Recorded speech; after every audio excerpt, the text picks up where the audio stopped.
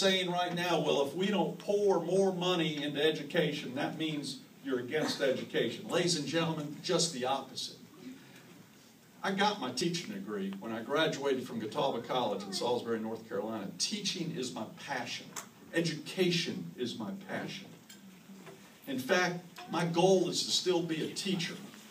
And after we serve 2 terms as your next governor, I'm going to get a promotion and become a teacher.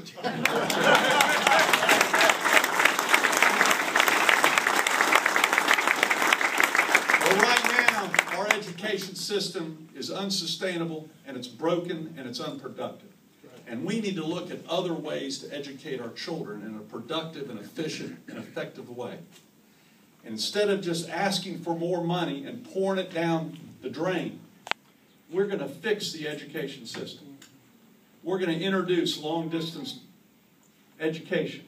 So if we have some great teachers throughout this state, which we do, we have some of the greatest teachers in North Carolina, let's let these teachers teach our children all over the state, regardless of the economic status or wealth of counties. Let's share these teachers, and let's pay the good teachers for performance.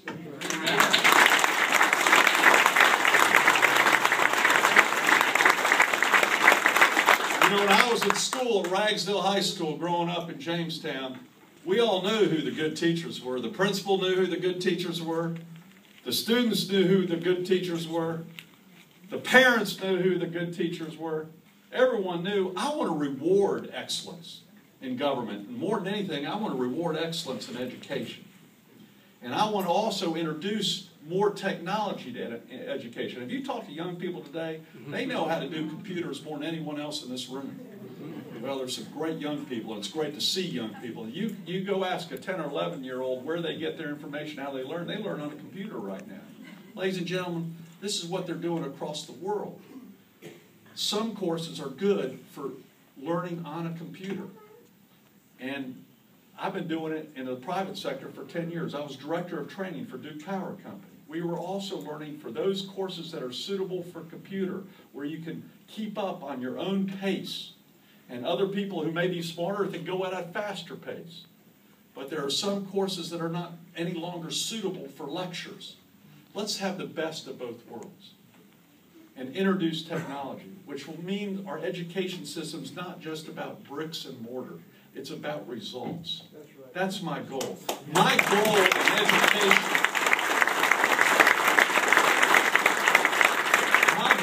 education, is to get our young people to have the skills necessary to get a job. I don't want them right now to graduate and move back in with the parents because they can't get a job. And that's what's happening right now. I don't want them to graduate from high school or from college and they still don't have basic reading and writing skills that the employer has to retrain them in.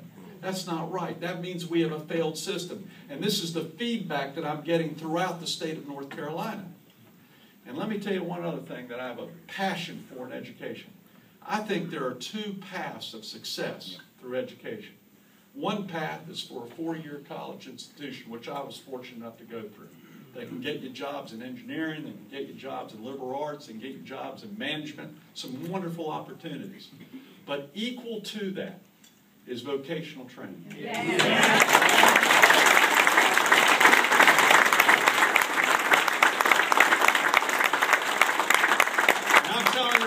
As I go across this state and talk to employers, they're going, can you find me a welder? Can you find me a mechanic? Can you find me a plumber?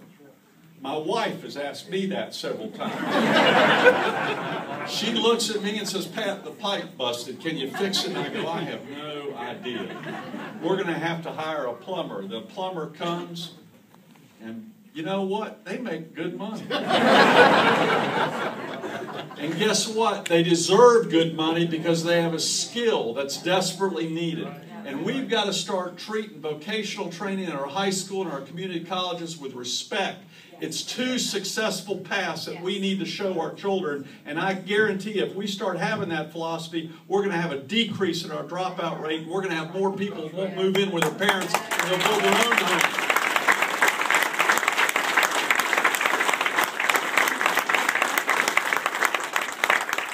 this is the fresh leadership we desperately need. Not just from me, but all of you, because these ideas come from you, not from me.